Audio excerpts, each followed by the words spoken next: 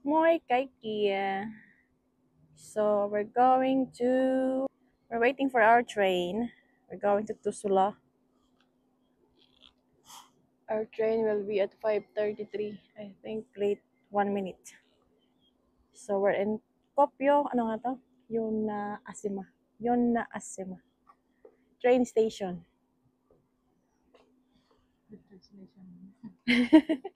Translate natin. Ayan. Sikat pa lang po ang araw. Medyo, ano tawag dito? Medyo cloudy ngayon.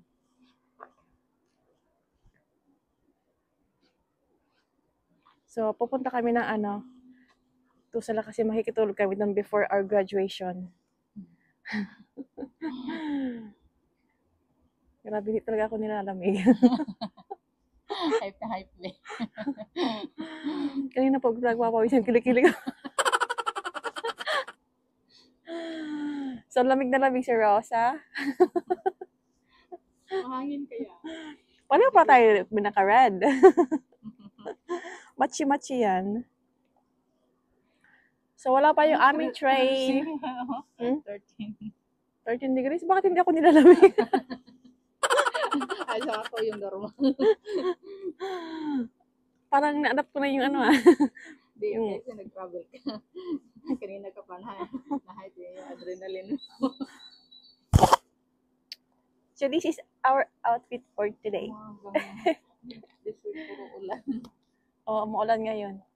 Sana... Tuesday, Wednesday, okay. So, mamaya ulit pagdating ng aming train. Babush! Our train is here. So this train is going to Helsinki pero hindi naman kayo mababa sa Helsinki. We'll be just in Tikkurila station kasi nga pupunta kami sa Tusula. So we don't need to go directly to Helsinki. So yung train nila dito is may Ravintula or in English, restaurant. So para at least kahit panggutom ka, pwede kang bumili sa sa loob ng train na pagkain. You don't need to go out to buy some food, diba? So, ito na nga pala yung loob ng train. Para ka lang nasa eroplano. Ang ganda. Promise, ang ganda ng train nila. Tapos malinis. And, meron sila ditong playground station para sa mga bata. Para sa mga nagbabiyahe na may kasamang bata. Pwede sila dito maglaro. Meron sila dyan mga books. Meron sila dyan mga slide. O, diba? Para hindi maboring yung mga bata kasama nila sa biyahe. Ang galing lang talaga ng Finland. Napakaganda ng train nila. Super accessible sa lahat ng mga passengers. O, diba? So, andito na po kami sa loob ng train. Medyo madilim yung langit ngayon.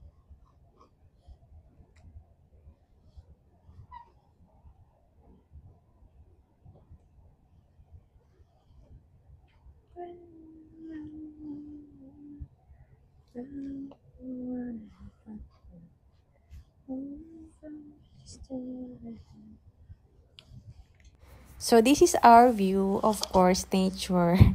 Puro puno yung makikita natin. At dahil nga medyo foggy, so ayan, fog yung nakikita. Hindi masyadong clear yung panahon ngayon. So, hindi mo masyadong kita yung ganda ng kanilang nature. Napakaganda ng kanilang nature, guys.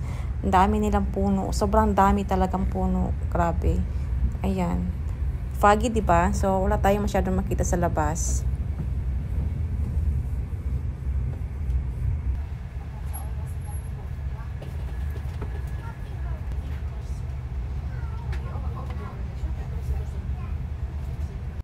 So, ito yung lagayan ng tubig. Tapos, meron tayong lagayan dyan ng paa. Para hindi mahalay yung paa natin sa biyahe. So, tinanggal ko na yung sapatos ko. Tapos, may lagayan sila dyan ng basura. Tapos, pwede ka ding makinig sa radio. Pwede mo paglagyan ng headset. O, diba? Tapos, itong table nila, parang nasa aeroplano ka lang din. Oy, taray. Feel ko nasa aeroplano na ako. Charo. So, yan po yung loob ng train nila dito. Tapos, meron din silang charge-an or saksakan. Kaya lang, medyo malayo sa akin. Tapos, si Rosa, tulog na siya. And may lake po dito. Medyo madilim nga lang. Dumalang ko yung mga malardak. May muki. May sauna. Sauna yan. Ganda ng ano. Ganda ng lake nila dito. Grabe ang ingay na dito sa ano, sa anong tawag dito? Sa isang cabin. Ay, isang ano ito. Ang ingay ng mga bata. Liguan. Oo. Nagpapa-fly ng ano? Kite ba? Kite. Ano nga yung Tagalog na kite? Paruna? Hindi. Hindi siya pala. Nakalimutan ko na yung Tagalog ng kite.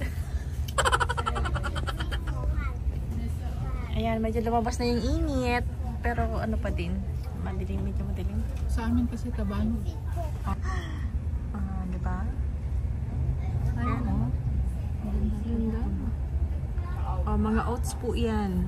Mga oats yan dito. Tanim nila mga oatmeal. Kung sa atin palay, dito sa kanila mga oats.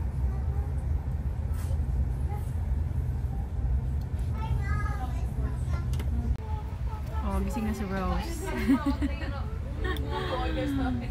Ang ingay kasi ng IT. Maingay yung IT. Ay. Diba? Mukha lang natin na remote niya? dito siya magre-remote. Igaganon mo lang siya. Ganda sana kung may ano din. Isa pa ano.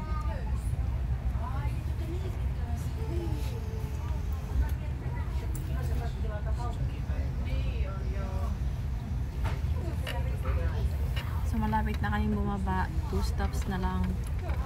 Remote po kami 2 stops na lang. Mag-IT. Oh, ang ganda oh. Look at that. Marami silang tanim ditong oats.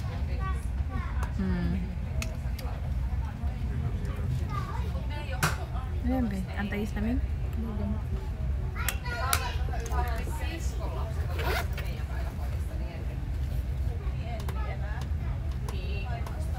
Kailangan niya po anti-allergy. Maintenance din.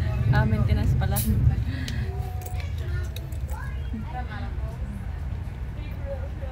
Maintenance pala. Oh, may another train pala kami kasabay. Eka, anong tawag nito? Ay, wala na. Tapos na.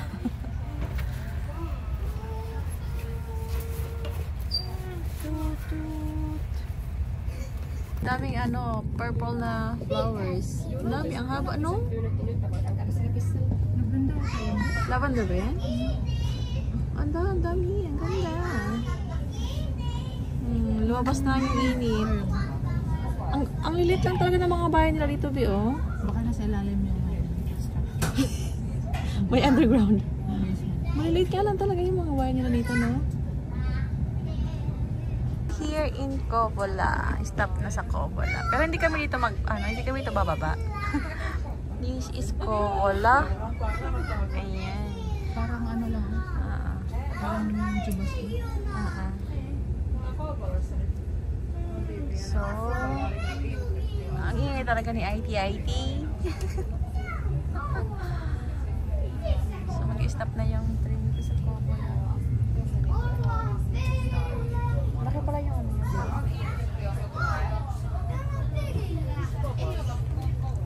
Oh! Yun, Covola. Hindi ko na ano yung Covola ng pangalan. Covola. Oh. Maliit lang siyang town. That's Covola. Covola Station.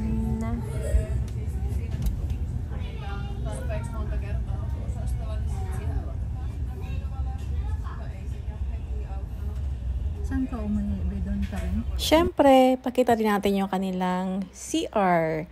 So, yung CR nila dipindot pa. O, taray. Diba? Tapos, pa nag-close siya, kailangan mo siyang i-lock para alam ng tao sa labas na may tao sa loob.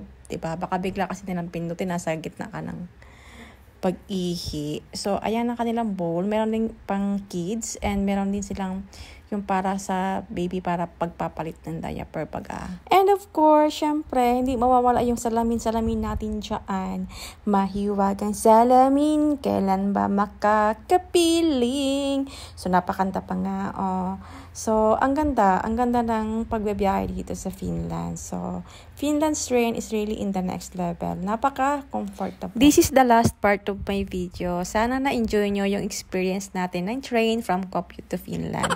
It was 4 hours, pero mabilis lang naman siya kasi nga madami ka makikitang magandang tanawin. So, hanggang dito na lamang po. Kitos! Moy moy!